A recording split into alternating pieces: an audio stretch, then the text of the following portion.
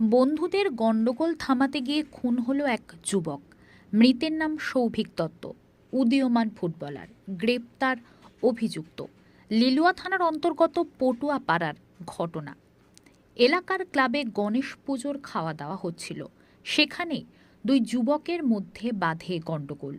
দুজনের গন্ডগোল থামাতে আসে সৌভিক দত্ত ওরফে শানু।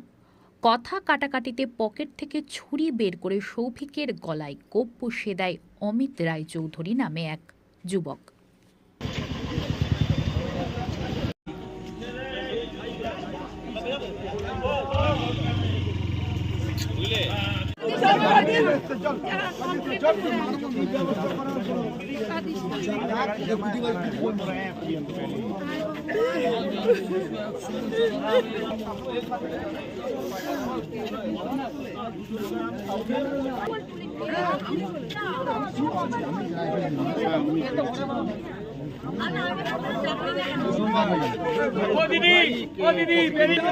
আরে যাবে যাবে যাবে যাবে আরে কি করে যাবে একটা ইয়েতে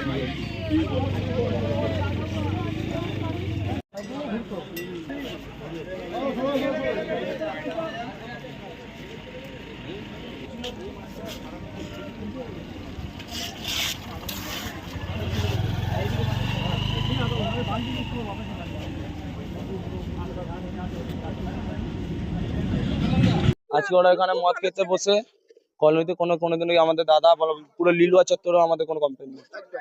ও আজকে এখানে সবাই প্রোগ্রাম ছিল আমাদের, ওই প্রোগ্রামে খেয়ে দিয়ে বেরিয়ে সবাই ওদের নিজেদের মধ্যে কথা বলাবলি চলছিল। তিনজনের মধ্যে কথা বলছে, এ আটকাচ্ছিল, আমার দাদা আটকাচ্ছিল। ও তখন আমরা ছিলাম, আমরা বারণ করলাম, বাড়ি চলে যেতে বললাম, চ দাদা বাড়ি চ।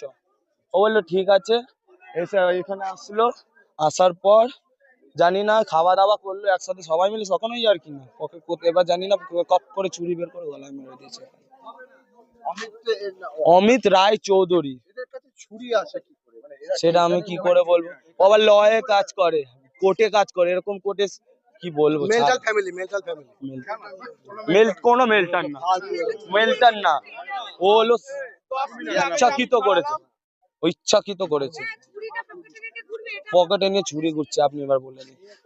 তার ফ্যামিলি পালিয়ে গেছে, তার ওরা ফ্যামিলির লোকই সাপোর্ট করে বলে এরকম করছে। ওর মা ভাই দুজনেই এসেছিল, মা ভাই দুজনেই এসেছিল। দেখেন এবার আমি কি বলবো। আমার নাম কৌশিক দত্ত।